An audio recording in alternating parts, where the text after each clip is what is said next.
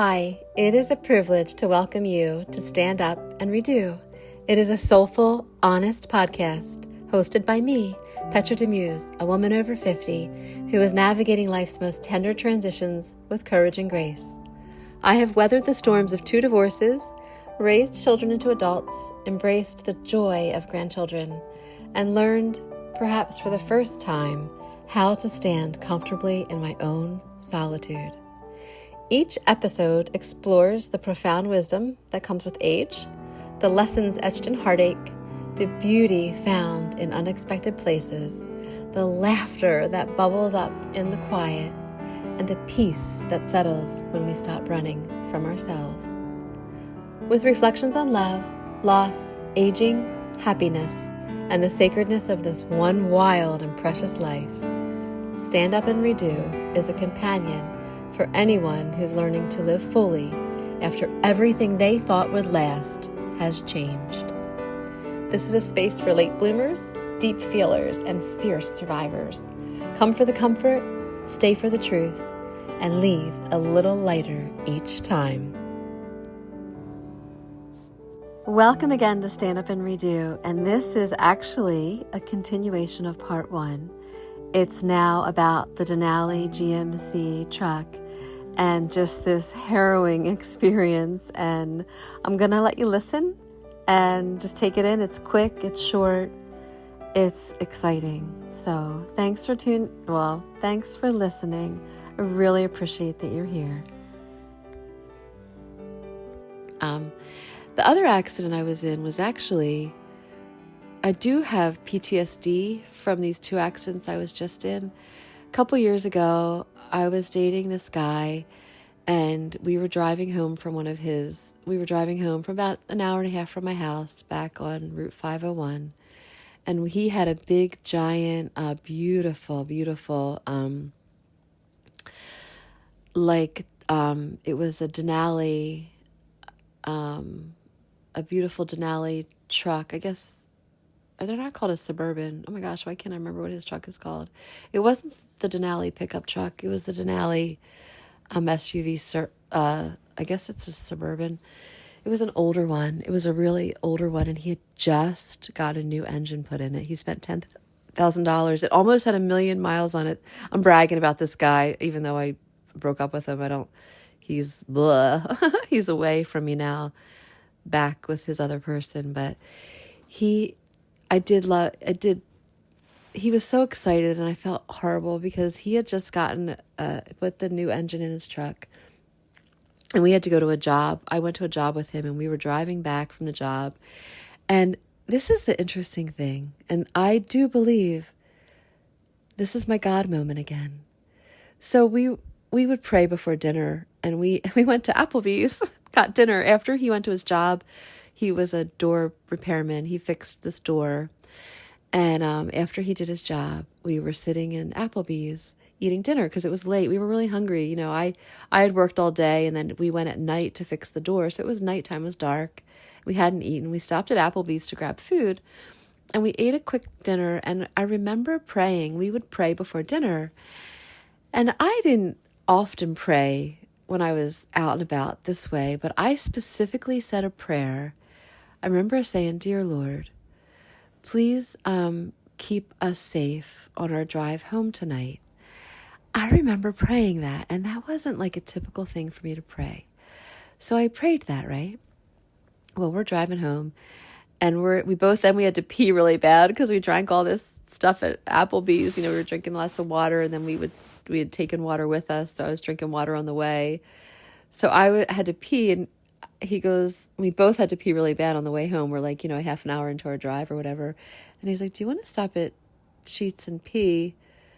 And I said, "Oh, I can hold it if you can." He's like, "Yeah, I can hold it. Let's just hold it till we get home. We won't stop at all." Well, home to my house, not his home, my home. And we were driving home, and we were talking. We were having a good time. I really enjoyed him, and we were like laughing and in a joyful moment. And we're both wide awake, He's a very safe driver. He drives a lot for his job. I can attest he's an amazing driver. we're coming up to this, around this bend, and we were going to bend. We had to go around a bend, I guess, to the left. So the car that was coming towards us would have had to bend to the right because they were coming towards us. Well, we could both recognize that this car wasn't bending, like they weren't turning. They were on a straight trajectory coming right for us, like right head on for us. And he, in that moment's time, he goes, "Petra, do you see that car?" I said, "Yes, I see it." And we both acknowledged that we saw the car. Well, this is why we were stuck. There was a drop off, like a ravine that dropped off. So first off, you didn't want to just tear off into the ditch. It literally was the road with no berm. Like if there was a bicycle that was there, we would have killed him because we couldn't go anywhere. We couldn't go around anything. If there was anybody on the side of the road, they would have had to jump into the ditch. But either way, we were on the edge of the road. The ditch dropped down. But then on the other side of the ditch was a big giant pole, like a telephone pole. And in this split second of seeing the car come towards us, I know I'm trying not to say his name because I'm getting emotional as I talk, but I know the person I was with, the ex-boyfriend, I'll call him, he saw the car and he saw the pole and he knew he couldn't go anywhere either. So it was like he leaned over as far as he could to protect me. And as he was leaning over, thank God he leaned over. I think he would have died if he didn't lean over. I almost know he would have died because, and I'll tell you why after a moment. He leaned over me, but I went into, I think I might have died if I didn't do this, what I did. Because thank God I wasn't asleep. Because I think if I was asleep, my body position would have been one that I think I would have been knocked unconscious and had some major head trauma. But because I was awake, they say it's better to be asleep because your body relaxes. But in my instance, I think it was better I was awake because I curled up like one of those little roly-poly bugs, the bugs that curl up. I don't know why I curled up because I think about my legs even. I curled up. I remember pulling my body in like a ball because all I thought was, the reason I did, after the impact, first I felt the impact. It was like, so this impact, imagine this impact probably happened so fast, right? But your brain goes into, this has happened to me as I was falling off of a horse too, as I was falling off of a bike. I remember falling off horses and falling off bikes and my brain doing the same thing, going into like, your brain goes into slow mode. Even though things are happening fast around you, your brain slows everything down and you reposition your body for the fall. Like I know when I've fallen off of a horse or a bike, I've learned to do this tuck and roll. And if you think about it, it's happening fast, but in your brain, it's happening very slow. And I don't know what that is. I'd love to know there's got to be a word for this. Actually, after this podcast, I'm going to do a little research and try to find out what that word is. But I took my body and I curled my head down and I put my arms over my head and I lifted my legs up so high, like you do as if you're hugging your knees. And I was in a tight ball. Thank God I was, because the truck flipped over twice. I'm not kidding. I'm not even kidding. It was like I was in a Hershey Park ride. Like I felt the impact. Then I felt the truck flip over again. And then after it flipped over the second time, it slid somewhere across. We were in a cornfield we were in like a field. I think it was a cornfield. But it had been like already, the corn was already harvested and it was just dirt. So the truck then slid upside down across the dirt. So imagine this, flipping over twice. As it's flipping over, I'm doing this mental, first I'm thinking, oh my gosh, I'm thinking, I'm very claustrophobic. can't stand to be shut into a room tight. Sometimes I don't like all the curtains closed. I like to open the curtains. I'm the kind of person who has to see every exit when I'm in a room because I have to know how I'm going to escape every place that I'm in. I actually can't stand to be like my arms tied down or anything tied or trapped. I don't do well with that. So as I was flipping over in this truck, I am in slow-mo giving myself a pep talk. I'm saying, Petra, you're going to be pinned in this truck. You might even not be hardly able to breathe. You're going to have to breathe real slow. You're going to have to just wait patiently for the ambulance to come get you out. You're going to be stuck here. You're going to be trapped. Don't worry. You just have to slow your breathing down when you're trapped. And it was like I was doing this weird thing, talking to myself, telling myself, you're going to be pinned. You're going to be trapped. Your legs might be pinned. You might have your chest pinned. Just breathe slow. And I think it's fascinating looking back to realize that that's what I was thinking. I actually was preparing for what was upcoming next and mentally preparing that you're going to live. In my mind, I was going to live. I wasn't going to die. I wasn't getting crushed to death. I was going to be just breathing slow and waiting for someone to save me. So it's interesting that I was thinking that way. And then I think about the person next to me too. I was actually thinking, and I was thinking, wow, you finally found this guy that you really like. He better live. He better live. I like this guy so much. He can't die on me now. I like him so much. Well, he didn't die on me, but he did end up leaving me. Well, I broke up with him, but for a good reason. We broke up with each other, I'll say, for good reason later, which you might have heard that story earlier on in my first podcast. I don't know. But either way, the car accident was traumatizing for me. And I never went, I also didn't realize the body injury that I had. I worked every day. I never quit work. I never missed work. I should have, because I was in a lot of pain when I was at work. I remember trying to work with pain, and I went a whole week. I didn't go in the ambulance. I actually didn't think I was even injured. So I crawled out. Okay. My gosh, you're at the most exciting part of the story and I didn't finish. The car is upside down. I'm actually strapped in, hanging there. The seatbelt's holding me. I don't remember this is a really old Denali, so the airbags were probably those old kind of airbags, but I don't even remember the airbags being there at all. I guess they went off. I don't remember because they weren't in my way. I remember reaching for him immediately.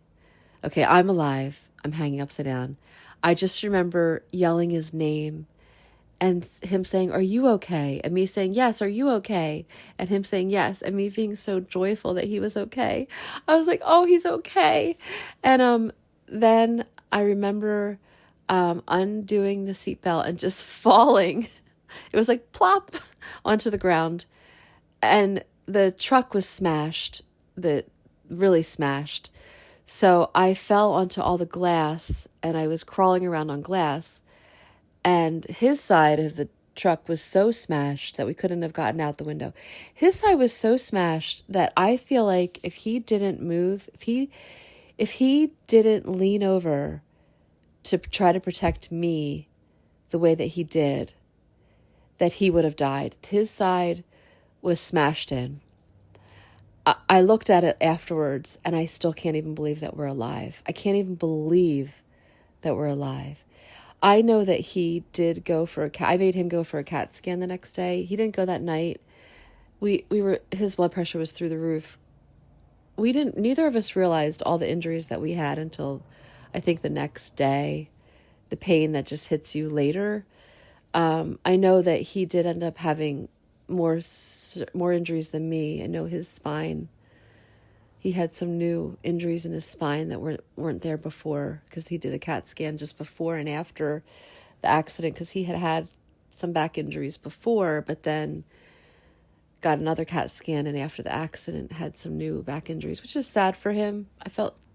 I still feel sad for him about that, about him in general having back pain. But I had pain that was so intense.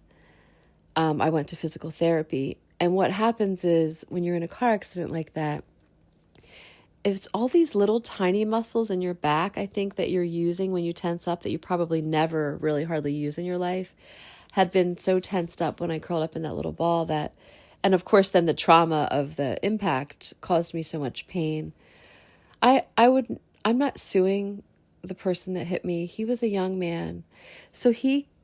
But I do know that there is a lawsuit with the other guy. I do know that the young man, this was really sad. I crawled out and then my ex crawled out, and we were like just disheveled standing there. My watch actually was crawling out. My little watch said, called 911. I love that the Apple Watch calls 911. As I'm crawling out, I hear this 911 operator saying, "This is 911. How can I help you?" And I'm like, oh, I said, "I've been in a car accident. I don't know where I am." But then I don't know if that's, I just tried to tell them. I told her the best I could, but I couldn't really talk because I was so overwhelmed. Then the young man who had hit us and his wife, they were very young, in their 20s. And he admitted, he just said, "I fell asleep. I honestly fell asleep." He said, "I've been traveling here for a funeral. He said, I was so tired." He said, "When I was driving, and I guess his wife was asleep too. They were married. They were really young. I think they were only like they were only 23 years old. They were really, really young. They were a married couple who both fell asleep driving. She was sleeping in the passenger seat, and then he fell asleep in the driver's seat. And I knew the person had to be asleep or unconscious because they literally just came straight for us, and you knew that there was nobody steering that car. They never even turned because they never saw the car accident happen." He was able to get out of his car, and I have this theory. I have a theory that we were meant to save that young couple's life. And this sounds really weird. I believe that my prayer kept me safe, even though I was in a car accident. Okay. Yeah, Petra, you prayed to be safe on your drive home and you got in a car accident. But think about this. That car was flipped over twice. We should have been trapped in it. The one side was so smashed in. We had to crawl through the other window that was smashed to get out. I mean, the door would have never opened. And then on top of it, that young man and his wife, the car that he was in was a new car, and all the airbags went off in his car. And I don't know if he had any injury, but I can tell you they both walked up to us, and I'm sure they thought we were dead. I'm sure they walked up thinking that we were going to be trapped in there or dead. But we had both crawled out. And he came over and just started crying. He was so overwhelmed at the sight of us that he just started crying, the 20-some-year-old. And he just said, "I fell asleep." It was horrible. It was heartbreaking for all of us. It was horrible. These two cars were completely destroyed. But we were all standing there, alive, right? Right? Seriously. No head trauma, all alive and standing there looking at each other. Wow. So if you don't believe that my prayer kept me safe, wow, well, there you go. My prayer kept me safe. I believe it. I believe my God kept me safe. And I'll tell you what else I think about that. I think there were hardly cars on the road. There were barely any cars. If that young man didn't hit us with his wife, he would have went head on into that telephone pole. And I think of that scenario, that might have been much worse than us taking the impact of his car. I just really feel like that. I feel like we were able to kind of go sideways a little bit. When he hit our car, I feel like it was less of an impact than if he hit that pole. And he would have went down into that ditch too before he hit that pole. And that would have been horrible. I think the whole front of his car and maybe the top of the roof would have been smashed by the pole. And I feel like, I know maybe that my ex doesn't feel this way because he's just spent $10,000 on a new engine. But I feel like this. I know. I feel like we kept that young couple alive. Us being there and us taking that hit. That's what I feel. And I'm going to end it here because I actually do have another accident, but I'm going to spare you that one. My stand up and redo is whatever trauma you go through. First off, I do have PTSD from that one car accident. The second one, when I'm driving and I see a car, I'm terrified it's going to hit me. Sometimes my body jerks like it never did before until that car accident that I just was in 2 years ago where the Denali flipped over twice. I can tell you I do have PTSD, physical PTSD, where my body has a physical trauma response driving often now. It happens to me very often because I still sense that when that young man hit us, I still have a trauma response from that. And physically, I did have some damage. I say, take care of yourself. I mean, my stand up and redo is if you're in trauma, and this might sound callous, but to take it one day at a time afterwards and feel hopeful that you're going to get better. Because like I said, I was 17 when I had the really bad trauma. My mindset might have been a lot different when I was 30, 40, 50 years old. But I can tell you, if you're ever in a situation where your physical body changes and it's not what it was the day before or the hour before or the moment before, work with your body, do the best you can with it, and just move forward. Move forward and don't let it hold you back.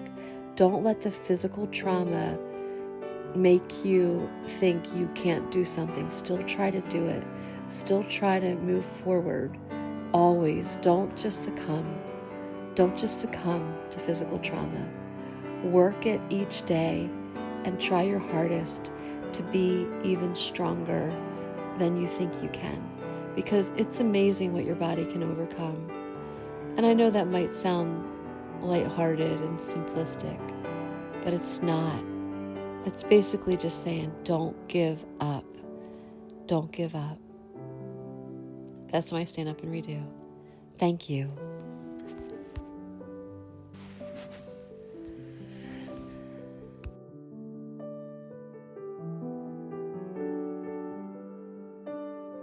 Hi, I'd like to give credit to Sarah Gephardt for the cover page of this podcast.